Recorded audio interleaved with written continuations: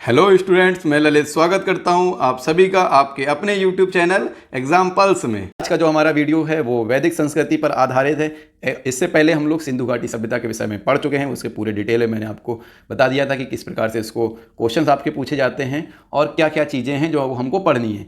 इसी प्रकार से हमारा जो अब नेक्स्ट ये वीडियो है ये वैदिक संस्कृति पर आधारित है, जिसमें हम लोग वैदिक संस्कृति में यानी किस प्रकार से यहाँ पर लोग पूजा पद्धति क्या प्रकार थी, क्या उनका व्यवसाय वगैरह था, खान पान का क्या था, महिलाओं की स्थिति क्या थी, किस प्रकार के वस्त्र का यूज किया जाता था, इन सभी चीज़ों का हम लोग इसके अंतर्गत अध्ययन करेंगे। ठीक है, तो ये जो आपका वीडियो होने वाला है अति महत्वपूर्ण होने वाला है, जिसमें हम कुछ क्वेश्चंस लेंगे और उसी क्वेश्चंस के माध्यम में यानी जो हमारा मेथड चल रहा है क्वेश्चंस लेंगे, उस क्वेश्चन में जो भी पॉइंट कहा गया है, जो भी टॉपिक का नाम आया, उस पूरे टॉपिक्स को उस क्वेश्चंस के माध्यम से समझते हैं। तो एक प्रकार से हमारा क्वेश्चन भी अटैम्प्ट हो जाता है और उसके साथ साथ में जो हमारा उससे रिलेटेड जो टॉपिक होता है वो पूरा पूरा सेक्शन कंप्लीट हो जाता है। तो चलिए शुरू करते हैं, अपने पहले क्वेश्चन की ओर बढ़ते हैं और देखते हैं कि किस प्रकार का क्वेश्चन इस पर बन सकता है और क्या क्या संभावनाएं हैं इस पर क्वेश्चन बनने की और हम उसे कैसे अटैम्प्ट करेंगे। तो पहला क्वेश्चन आप देख रहे हैं, पहले क्वेश्चन में कहा गया है आर्य भारत में संभवतः आए थे। तो इससे पहले पॉइंट आ जाता है कि आर्य थे कौन, हमें ये पता चल जाए तो हम फिर आगे की बातें कर सकते हैं। तो आर्यों को जो कहा जाता है वो एक प्रकार की निर्जातीय समूह एथनिक ग्रुप होते हैं, उनसे संबंधित थे और ये आपके मध्य एशिया से आए हुए थे। या अगर वर्तमान की बात करें तो भारत के जो उत्तर पश्चिम का जो क्षेत्र है वहाँ से इनको आया हुआ माना जाता है। सर्वप्रथम ये आने के बाद कहाँ पहुँचे तो पंजाब के क्षेत्र में पहुँचे थे। ठीक है, और इनका जो कृषि वगैरह था, कृषि जो था इनका मुख्य जीविकोपार्जन का स्रोत था। ठीक है, आर्य शब्द का यदि हम अर्थ की बात करते हैं तो श्रेष्ठ होता है। इस शब्द का जो अर्थ होता है वो श्रेष्ठ कहा जाता है। इनका व्यवसाय जो था मछली पकड़ना इनका मुख्य व्यवसाय था। ये लोग कृषि से भी परिचित थे, इसके साथ साथ धातु का प्रयोग करते थे, धातु का प्रयोग भी जानते थे। मृद भांडों का यूज करते थे, मृद भांड का अर्थ हो गया मिट्टी के बर्तन। ठीक है, इसके साथ साथ में विभिन्न प्रकार के आभूषणों का योग इनके द्वारा किया जाता था। बढ़ईगिरी जो कारपेंटरी का कार्य वो भी इनके द्वारा किया जाता था। इनकी जो पूजा पद्धति थी उसमें सूर्य, इसके साथ में इंद्र जो कि प्रमुख देवता थे, वरुण आदि देवताओं की भी पूजा की जाती थी। इनके द्वारा जो वस्त्रों का यूज किया जाता था उन वस्त्रों को कहते थे निवि, परिधान वैसे भी वस्त्रों को कहा जाता है, और अधिवास। तो ये कुछ पॉइंट्स हैं जिनको अगर यदि आप अध्ययन कर लेंगे तो आर्यों से संबंधित जितने भी प्रकार के प्रश्न बनते हैं उनको आप सरलतापूर्वक कर सकेंगे। ठीक, इसके बाद हमारा नेक्स्ट क्वेश्चन है वैदिक काल में योद्धा को क्या कहा जाता था। तो योद्धा तो आप जानते ही हैं, कुछ वैसा ही नाम चलेगा, तो सेनानी बिल्कुल सही है। यानी पहले प्रश्न का आंसर हो गया मध्य एशिया से आए थे और दूसरे का आंसर हो जाएगा सेनानी। पुरोहित तो होगा नहीं, ये कुछ पूजा पाठ से संबंधित रहेगा, सैनिक एक सामान्य हो जाएगा, तो ये आपका आंसर हो जाएगा सेनानी। चलिए नेक्स्ट क्वेश्चन की ओर बढ़ते हैं। यानी अब आपको क्या करना है, क्वेश्चन पढ़ना है, उस क्वेश्चन से संबंधित जो भी डिटेल है वो मैं डिस्कस कर दूंगा, प्लस क्वेश्चन पढ़ने के साथ साथ उसे अटेम्प्ट किस प्रकार करना है ये भी आप इस वीडियो के अंतर्गत समझेंगे। नेक्स्ट क्वेश्चन आता है हमारा वेद त्रयी। ये एक बहुत ही महत्वपूर्ण क्वेश्चन है जो आपके संभवतः, ये संभावना है, पॉसिबिलिटी की बात मैं कह रहा हूँ कि इस बार के जो आपका अभी पेपर होना है पेट का, ये 4 शिफ्ट में से किसी ना किसी शिफ्ट में पूछ लिया जाए। तो आप ये ध्यान रखें कि वेद त्रयी बहुत ही महत्वपूर्ण प्रश्न है। तो यदि हम सिंपल सी बात करते हैं तो वेद त्रयी क्या होते हैं, तो जो आपके मुख्य जो वेद हैं यानी ऋग्वेद, यजुर्वेद और सामवेद, इन्हीं को हम वेद त्रयी के नाम से जानते हैं। यानी अथर्ववेद को आपको हटा देना है। अथर्ववेद को यदि आप हटा देंगे तो आपके शेष जो 3 वेद बचते हैं वो आपके वेद त्रयी कहलाते हैं। तो अब इसके अंतर्गत हम लोग जो है कुछ और टॉपिक, इसके पॉइंट्स को देख लेते हैं। यानी वेद कुल कितने होते हैं, तो आपके वेद की संख्या होती है 4। कौन कौन से वेद होते हैं, तो एक आपका आ जाएगा ऋग्वेद, दूसरा आ जाएगा आपका यजुर्वेद, इसके बाद तीसरा आ जाएगा आपका सामवेद, फिर चौथा आ जाएगा अथर्ववेद। ठीक, ये हो गए आपके 4 वेद। इसके बाद इन वेद का उपवेद की यदि हम बात करते हैं तो नाम से ही सीध हो जाएगा ऋग्वेद, और ऋ से क्या होता है, ऋ से होता है ऋषि, और ऋषि की क्या होती है, आयु बहुत अधिक होती है, तो ऋ आयु, तो ऋषि ऋग्वेद हो जाएगा आयुर्वेद। फिर यजु और याजाऊ, यजु बन रहा है तो यहाँ पे धनु बन जाएगा, धनुर्वेद हो जाएगा आपका इसका उपवेद। सामवेद, शाम को क्या होता है आप जानते हैं, गांव साइड क्या होता है, थोड़ा सा आग वगैरह जलाई जाती है, आग राख से जलाई जाती है ताकि मच्छर वगैरह न लगे, तो थोड़ा गंध आने लगती है, तो गंधर्ववेद। ठीक, तो ये आ गया आपका गंधर्ववेद। इसके बाद आता है अथर्ववेद, तो इसमें जो शिल्प वाला काम किया जाता है वो आ जाएगा अथर्ववेद के अंदर। इस तरह से आप नाम याद कर सकते हैं, ऋषि, आयुर, यजु, धनु, साम को गंध आती है तो गंधर्व, और अथर्व से शिल्प वेद हो जाएगा। तो ये आपके 4 उपवेद हो गए। इन उपवेदों के साथ इनके जो आपके प्रवर्तक थे उनको भी आप इसके अंतर्गत पढ़ सकते हैं, तो हर एक इसका देख सकते हैं। पहले इसका हो जाएगा आयुर्वेद वाले का प्रजापति, इनके द्वारा प्रवर्तन किया गया। इसके बाद धनुर्वेद का आ जाएगा विश्वामित्र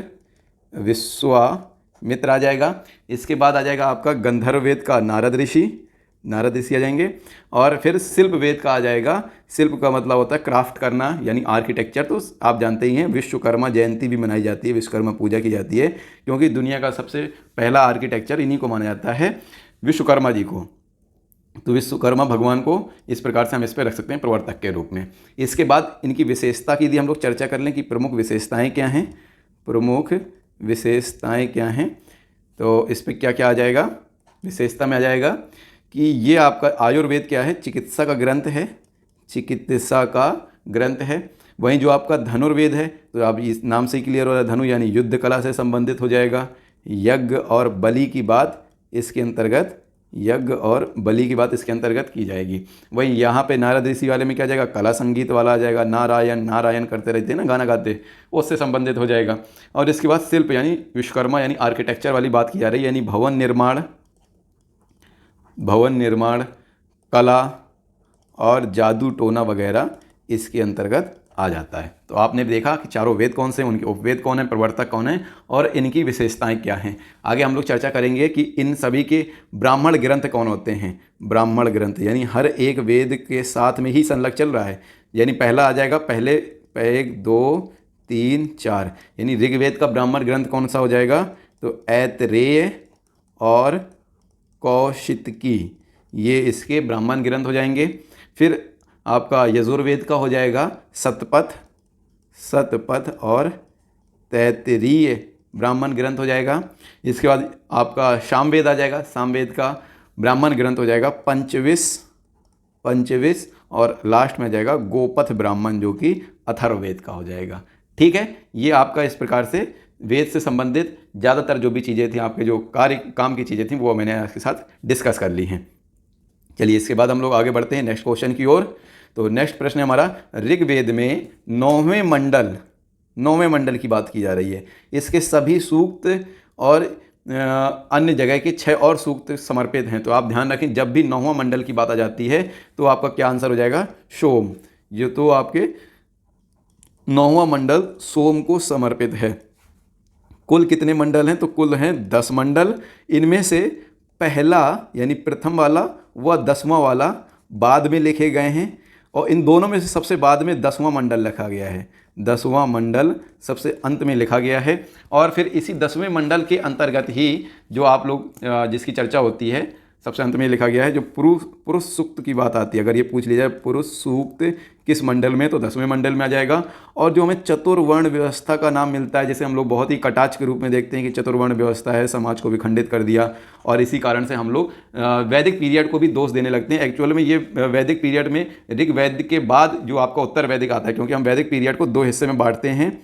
वैदिक पीरियड को 2 हिस्से में बांटते हैं, ऋग्वैदिक में और उत्तर वैदिक में। ऋग्वैदिक आपका 1500 से 1000 ईसा पूर्व था, और ये आपका 1000 से 600 ईसा पूर्व था, जिसकी मैं ऑलरेडी चर्चा कर चुका हूँ। इस पीरियड में जाकर के ये चतुर्वर्ण व्यवस्था का जिक्र आता है, जिसमें आप ब्राह्मण, क्षत्रिय, शूद्र और ये वैश्य वगैरह की चर्चा की जाती है, वैश्य और शूद्र की चर्चा की जाती है। ठीक है, तो 10वां मंडल सबसे आखिरी में आया, पुरुष सूक्त इसके अंतर्गत आता है और चतुर्वर्ण व्यवस्था इसके अंतर्गत आती है। इसमें से फिर और क्या बचे, एक और 10वां हट गया, तो अब बचे 2 3 4 5 6 7 8। ठीक है, यानी 3 3 6 7 8 हो गए। इसके बाद 8वें के बाद 9वां मंडल, तो 9वां मंडल आपको सोम देवता को समर्पित है। इसके साथ में एक और मैं बिंदु की यहाँ पे चर्चा कर लेता हूँ साथ में ही, कि यहाँ पर कभी कभी इस तरह का प्रश्न बन जाता है कि 2 से लेकर के 8वें मंडल के विभिन्न रचयिता हैं, इन मंडलों के विभिन्न रचयिता हैं, उनके नाम पूछ लिए जाते हैं कि 8वें मंडल का रचयिता बताइए, 5वें मंडल का रचयिता बताइए। तो आपको वो पता होना चाहिए, जिसके लिए एक कोड चलता है, इसको आप नोट डाउन कर लें। ग्रवी व अक्षी भावकम। ग्रवी व अक्षी भावकम यानी ग्रा से क्या हो जाएगा, ग्रा से हो जाएगा आपका घृत समध। फिर वी से क्या हो जाएगा, वी से आ जाएगा विश्वामित्र आ जाएगा। फिर इस वा से आपका वामदेव आ जाएगा, आ से आपका, आ से हो जाएगा अत्रि ऋषि हो जाएंगे, और फिर इसी प्रकार से व अक्षी, फिर आपका यहाँ पर हो जाएगा भावकम, तो भारद्वाज ऋषि हो जाएंगे। ये आपका अत्रि लिखा है, अक्षी नहीं है, अत्रि है। ग्रवी व अत्रि भावकम, तो यहाँ पर भारद्वाज आ जाएंगे, ठीक, भारद्वाज आ जाएंगे ऋषि। और फिर वा से वशिष्ठ ऋषि आ जाएंगे, और कन से आ जाएगा कण्व व अंगिरस, दोनों एक साथ इसी वाले में हैं, अंगिरस। यानी आपके कौन कौन से हो गए, दूसरा में आ गया घृतसमत, तीसरा विश्वामित्र, चौथा वामदेव, पांचवां अत्रि, इसके बाद में छठा भारद्वाज, सातवां वशिष्ठ, और 8वें में कण्व व अंगिरस। 9वां सोम को समर्पित है, और 10वां मंडल आपका बाद में जो पुरुष सूक्त से संबंधित है। तो इस प्रकार से ये मंडल से संबंधित जो प्रश्न बनते हैं, इस पर हम लोगों ने चर्चा कर ली। कुछ और इसके साथ बिंदुओं पर यदि मैं डिस्कस करता हूँ, ये आप इसका स्क्रीनशॉट ले लें, वैसे आपको PDF फाइल भी मिल जाएगी। तो इस पर यदि हम लोग चर्चा करते हैं, 1 मिनट, तो यहाँ पर आ जाता है तृतीय मंडल। 1 मिनट ज़रा इसको फिर से इरेज कर लेते हैं। हाँ, तो अब आ जाता है आपका जो तृतीय मंडल की यदि हम बात करें, तो तृतीय मंडल से ही जो आपका गायत्री मंत्र है, ओम भूर्भुवः स्वः तत्सवितुर्वरेण्यम वाला, ये जो गायत्री मंत्र है आपके तृतीय मंडल से लिया गया है। इसके साथ साथ में आपका एक और आपका कोड चलता है, अस्तोमा सदगमया ज्योतिर्मा तमशो गमया। ये जो आपका उद्धृत है वो ऋग्वेद से लिया गया है, ठीक है। इन बिंदुओं को भी आप ध्यान रखेंगे। ऋग्वेद में यदि हम बात करते हैं वेद की, तो ऋग्वेद में सर्वाधिक बार पिता शब्द का सर्वाधिक उल्लेख किया गया है, ठीक। इस बिंदु को भी आप ध्यान रखेंगे। चलिए इसके बाद नेक्स्ट क्वेश्चन की ओर रुख करते हैं। अब आता है हमारा नेक्स्ट क्वेश्चन, ब्राह्मण क्या है। तो ब्राह्मण अलग चीज़ हो गई और ब्राह्मण ग्रंथ अलग बात हो गई। तो हम पहले यहाँ पे देखते हैं, तो ब्राह्मण क्या है। तो बलि, कृषि एवं प्रथाओं पद्धतियों पर विस्तृत प्रबंध नहीं होगा, बलि संबंधी अनुष्ठानों पर जो पाठ कराता है उसको हम ब्राह्मण कहते हैं, ठीक, समझ गए। यदि हमसे पूछ लिया जाए कि ब्राह्मण ग्रंथ क्या होते हैं, ब्राह्मण ग्रंथ क्या होते हैं, तो ये एक प्रकार की सैक्रिफिशियल टीचिंग्स होती हैं, जिस पे कि किस प्रकार से आप त्याग वगैरह करेंगे, तपस्या करेंगे। इसके साथ साथ में जो कर्म कांड पर विश्वास किया जाता है और कर्म कांड से संबंधित बातों पर चर्चा की जाती है। गांव में पढ़े जाते थे, इस कारण से इसे हम ब्राह्मण ग्रंथ कहते हैं, ठीक है। इसके बाद हम लोग आगे बढ़ते हैं। तो ऋग्वेद में सर्वाधिक सूक्त किस देवता को समर्पित हैं। अब देखिए, 9वां मंडल आपका समर्पित था सोम देवता को। और यदि हम बात करते हैं कि ऋग्वेद में सर्वाधिक सूक्त किस देवता को दिए गए हैं, तब आपका आ जाएगा इंद्र, क्योंकि इंद्र जो थे इस ऋग्वेद में सर्वाधिक पूजनीय देवता के रूप में प्रतिष्ठित थे, ठीक है। क्योंकि जानते हैं आप, कृषि का बहुत ही अधिक महत्व था और कृषि के लिए इंद्र देवता की पूजा की जाती थी कि वर्षा हो जाए, इंद्र भगवान की पूजा की जाती थी, ताकि जो है हमारी जो कृषि वगैरह है वो अच्छी हो और कृषि से संबंधित हो। अगर आपकी वर्षा अच्छी हो जाएगी तो चारा वगैरह मिल जाएगा, तो पशुओं का जो पालन किया जाता था उससे दुग्ध वगैरह भी पर्याप्त मात्रा में मिल जाएगा। एक इसी से संबंधित आप घटना देखते होंगे कि जब आप गोकुल में होते हैं तो वहाँ पर क्या होता है कि एक बार क्या हो जाती है, गोवर्धन में जब पर्वत उठा लेते हैं भगवान कृष्ण द्वारा जब गोवर्धन पर्वत उठा लिया जाता है, उसका पीछे एक घटना होती है कि इंद्र देवता की पूजा न करके कृष्ण भगवान के ज़्यादा समीप लोग पहुंचने लगते हैं, भगवान की भक्ति करने लगते हैं। इस कारण से इंद्र देवता रुष्ट हो जाते हैं और बहुत ज़्यादा बारिश कर देते हैं। तो इंद्र देवता इस समय जो है आपके बहुत ही ज़्यादा पूजनीय देवता के रूप में प्रतिष्ठित थे। इसके बाद आती है सदा सत्य बोलो, ये किस उपनिषद से लिया गया है। तो अभी हम लोग उपनिषदों की चर्चा करते हैं कि पहले उपनिषद क्या होते हैं, फिर मैं ये बताता हूँ, फिर अब बताता हूँ ये क्या होगा। तो उपनिषद क्या होते हैं, हमारा जो भारतीय दर्शन है, फिलॉसफी है, भारतीय दर्शन है और जो हमारे दार्शनिक हैं उनके जो विचार हैं, दार्शनिकों के विचारों का जो प्राचीनतम संग्रह है उसको हम उपनिषद कहते हैं। उपनिषद, उपनिषद। तो क्या होता है, सद का अर्थ होता है बैठना, नि का अर्थ होता है निकट। तो यहाँ पर हो जाएगा गुरु के समीप बैठ करके जो ज्ञान लिया जाता था उसी को हम उपनिषद कह देते हैं। इनकी कुल संख्या होती है 108। ठीक है, उपनिषद का अर्थ समझ गए, कुल संख्या समझ गए, और क्या है, प्राचीनतम जो आपके दार्शनिक विचारों का प्राचीनतम संग्रह है उसको हम उपनिषद कहते हैं, जिसमें विभिन्न प्रकार के संवादों का उल्लेख मिल जाता है। जैसे अगर हम बात करें तो आप जानते हैं कि कठोपनिषद बहुत ही फेमस है, कठोपनिषद बहुत ही फेमस है, जिसमें आपके यम व नचिकेता का संवाद है, जिसमें नचिकेता द्वारा यम से विभिन्न प्रकार के प्रश्न किए जाते हैं, मृत्यु से संबंधित प्रश्न किए जाते हैं, जीवन के संदर्भ में प्रश्न किए जाते हैं ये। और इसके साथ साथ में आपका ईसोपनिषद एक है, जिसमें आपके याज्ञवल्क व श्वेत केतु का संवाद वर्णन किया गया है। इसी प्रकार से आपका जो बृहदारण्यक जो उपनिषद है इसमें अश्वमेध यज्ञ की विवेचना की गई है, इसकी चर्चा की गई है। तो ये आपके उपनिषद से संबंधित विभिन्न प्रश्न बन जाते हैं। चलिए इसके बाद नेक्स्ट क्वेश्चन की ओर बढ़ते। हाँ अच्छा, इसमें आप देखें पहले सदा सत्य बोलो किस उपनिषद से लिया गया है, तो आपका आ जाएगा तैत्तरीय उपनिषद से आपका ये आपका सदा सत्य बोलो लिया गया है। नेक्स्ट क्वेश्चन की ओर बढ़ते हैं, तो इसमें आ जाएगा, एक मिनट इसको थोड़ा सा और मूव कराते हैं, इसको यहाँ साइड पे रख लीजिए। ठीक, तो यहाँ पर अगर हम देखते हैं संहिताएँ क्या होती हैं। चलिए मान लीजिए आपको जैसे ये नहीं आता है, अभी मैंने बताया ब्राह्मण ग्रंथ क्या होते हैं। तो ब्राह्मण ग्रंथ आप देखते हैं कि वामप्रस्थ सन्यासियों द्वारा वन में रचित ज्ञान मार्गीय जो व्याख्याएं होती हैं या वैदिक संहिताओं की कर्मकांडी व्याख्याएं। तो यही अभी आपसे मैंने बताया कि ब्राह्मण ज्ञान ग्रंथ क्या होता है, कर्मकांडों की चर्चा की जाती है, यानी बी का 3 आ गया। फिर आरण्यक क्या हो जाएंगे, तो वामप्रस्थ सन्यासी वन में लिखे गए जो ग्रंथ थे उनको हम आरण्यक कहते हैं। तो यहाँ पर एक और मैं बात बता दूं, आरण्यक क्या है, वन में लिखे गए ग्रंथों को आरण्यक कहते हैं। तो सी का 2 और बी का 3, सिर्फ इस बिंदु के आधार पर ही आप इस क्वेश्चन को कर सकते हैं। बी का 3, अब आप देखिए बी का 3 यहाँ पर मिल रहा है और सी का 2 इस वाले सेक्शन में मिल रहा है। ठीक, और इस प्रकार से ये आपका ये आंसर हो जाएगा, यानी ए का 4 और डी का 1 आ जाएगा।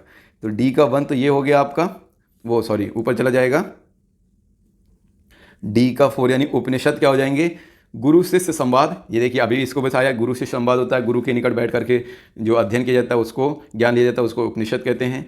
संहिताएं क्या हो जाएंगी, वैदिक संस्कृति का प्रमुख अभिलक्षण जो है उसको हम संहिता कहते हैं। तो इस प्रकार से आपका जो आंसर हो जाएगा वो बी आंसर हो जाएगा। नेक्स्ट क्वेश्चन की ओर बढ़ते हैं। सूची 1 को सूची 2 से सम्मिलित करना है। अच्छा, ये नदियों से संबंधित है, यानी जो प्राचीन नदियां हैं इनके विषय में हमें बताना है, कौन कौन सी प्राचीन नदियां हैं। तो पहले मैं आपको बता देता हूं कि यहाँ पर आप नदी लिख लीजिए और इधर पे आप इसका प्राचीन नाम लिख सकते हैं। तो आपकी जो नदी है सतलुज नदी जो है, सतलुज नदी, इसका प्राचीन नाम होता है सतुद्री। ठीक, इसके बाद आपका आती है झेलम नदी, तो झेलम को हम लोग कहते हैं वितस्ता। नेक्स्ट आती है चिनाब नदी या चेनाब नदी, इसको कहते हैं अस्किनी, इसका प्राचीन नाम हो जाता है। फिर हमारी आती है गंडक नदी, गंडक को हम लोग कहते हैं, पहले कहते थे सदा नीरा। ठीक है, फिर आपका आ जाता है व्यास नदी, व्यास नदी को कहते हैं विपाशा, विपाशा कहते हैं। फिर आपका आ जाता है रावी नदी, तो रावी नदी को कहते हैं परुष्णी नदी, परुष्णी के नाम से जानते थे। और अंत में अगर हम एक और नदी की बात कर लें तो घग्घर, इसको कहते थे दृष्टि। तो ये वो प्रमुख नदियां हैं जिनके प्राचीन नाम आपसे परीक्षा में पूछे जा सकते हैं। इसके साथ साथ में जो सिंधु नदी थी, जो सिंधु नदी थी वो आर्यों की सबसे प्रमुख नदी थी, आर्यों की।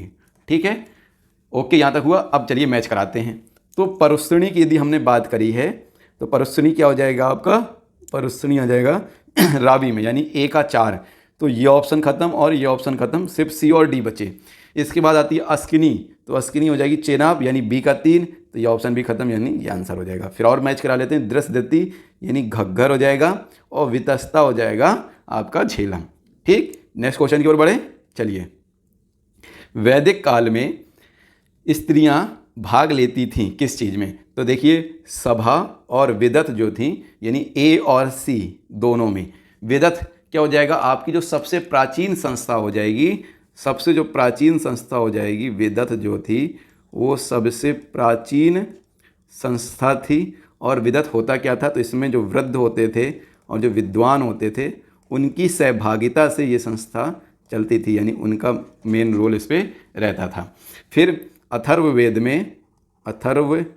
में आपका सभा व समिति को प्रजापति की पुत्रियां कहा गया है।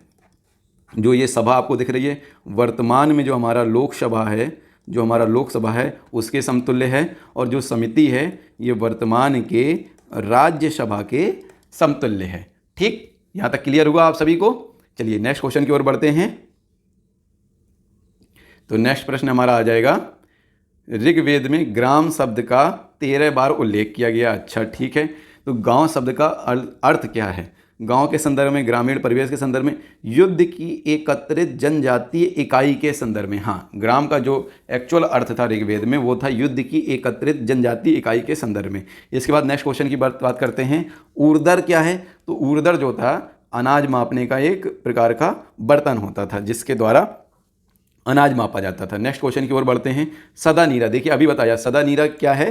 प्राचीन नाम था गंडक नदी का, जो आपकी गंडक रिवर थी, यानी एक प्रकार की ये क्या है? नदी है। ठीक, नेक्स्ट क्वेश्चन की बात करते हैं, चारों वेदों में से किस एक में जादुई माया की अभी आपको बताया जादू टोना संबंधित कौन सा था? अथर्ववेद था। नेक्स्ट क्वेश्चन बढ़ते हैं, भारत में संस्कृत भाषा के प्रथम व्याकरणा। अब देखिए यहाँ पर जो लिखा जाता है वो व्याकरणाचार्य ना लिख करके व्याकरण का अर्थ होता है, वही व्याकरणाचार्य को ही हम व्याकरण लिखते हैं, व्याकरण। तो ये आपका शुद्ध वर्तनी के लिए बहुत ही महत्वपूर्ण शब्द है।